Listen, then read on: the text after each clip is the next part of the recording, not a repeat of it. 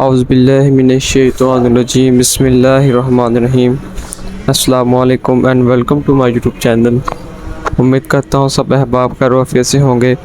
آج ہم حضرت عمر رضی تعالیٰ عنہ کی شہادت کے بارے میں بات کریں گے۔ ہرمزان ایک ایرانی جرنیل تھا جس کے جنگی جرائم اتنے زیادہ تھے، اس کا قتل واجب تھا۔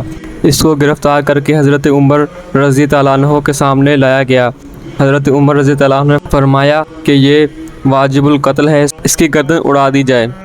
جب اس نے سنا اور کہا، اے مسلمانوں کے امیر المومنین، میری یہ گزارش ہے کہ مجھے مرنے سے پہلے پانی پلا دیا جائے، تو اس کے سامنے ایک پیالے میں پانی لایا گیا اور اس نے حضرت عمر رضی اللہ عنہ سے عرض کی کہ میں جب تک یہ پانی نہ پی لوں مجھے قتل نہیں کیا جائے، میں اس بات کی ضمانت آپ سے چاہتا ہوں۔ تو حضرت عمر رضی اللہ عنہ نے فرمایا، ہاں ٹھیک ہے، جب تک تم یہ پانی نہیں پی لیتے تو میں اس بات کی ضمانت دیتا ہوں تمہیں قتل نہیں کیا جائے گا۔ تو اس نے جو ہے کٹورا پانی والا زمین پر پھینک دیا اور کہا، آپ اپنی بات پر قائم رہیں، میں جب تک پانی نہیں پی لیتا مجھے قتل نہیں کیا جائے گا۔ اس طرح اس نے اپنی 1.5 شہری کے ساتھ اپنی جان بچا لی۔ پھر اس شخص نے ابو لولو فروز ایک غلام تھا، اس غلام کو اس کام کے لیے تیار کیا۔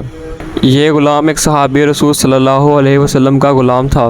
حضرت بغیرہ نے اس سے کہا ہوا تھا کہ تم روزانہ کام کرو، اس سے جو اجرت ملے اس میں سے 7 آنے لا کے مجھے دے دیا کرو۔ ابو لولو نے حضرت عمر رضی اللہ عنہ سے آ کے شکایت کر دی کہ میرا جو مالک ہے وہ مجھ سے کام بہت زیادہ کرواتا ہے اور مجھ سے اجرت بھی بہت زیادہ لیتا ہے۔ حضرت عمر رضی اللہ عنہ نے دریافت کیا کہ تم کام کیا کر، تو اس نے بتایا کہ میں لوہار بھی ہوں اور میں لکڑی کا کام بھی جانتا ہوں۔ تو حضرت عمر رضی اللہ عنہ نے فرمایا کہ اتنے شعبوں کا کام جاننے والے کے لیے اتنی اجرت وہ زیادہ نہیں ہے۔ پھر اس نے کہا، میں چکیاں بھی بناتا ہوں۔ حضرت عمر رضی اللہ عنہ نے فرمایا کہ پھر ایک چکی میرے لیے بھی بنا دو۔ تو اس نے کہا، میں آپ کے لیے ایک چکی ایسی بناؤں گا جس کی آواز پوری دنیا میں جائے گی۔ ابو لولو فروز یہ وہ غلام ہے جس نے ہرمزان کے کہنے پہ حضرت عمر رضی اللہ عنہ کو قتل کیا، اور اس کی قبر کی آج بھی تصویریں ایران میں بڑی تعداد میں بکتی ہیں۔ ابو لولو فروز مسجد نبوی میں داخل ہوا۔ حضرت عمر رضی اللہ عنہ امامت کروا رہے تھے اور اس نے 5 سے 6 بار حضرت عمر رضی اللہ عنہ پہ کیے۔ حضرت عمر رضی اللہ عنہ شدید زخمی ہو گئے۔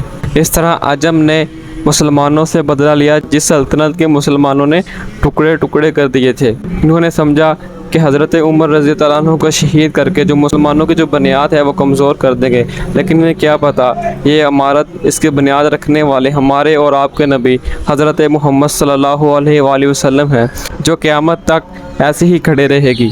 محرم الحرام کے ایام چل رہے ہیں، زیادہ سے زیادہ اللہ اور اللہ کے رسول کا ذکر کریں، صحابہ کرام اور کربلا کے شہیدوں کے لیے زیادہ سے زیادہ اصالِ ثواب کریں۔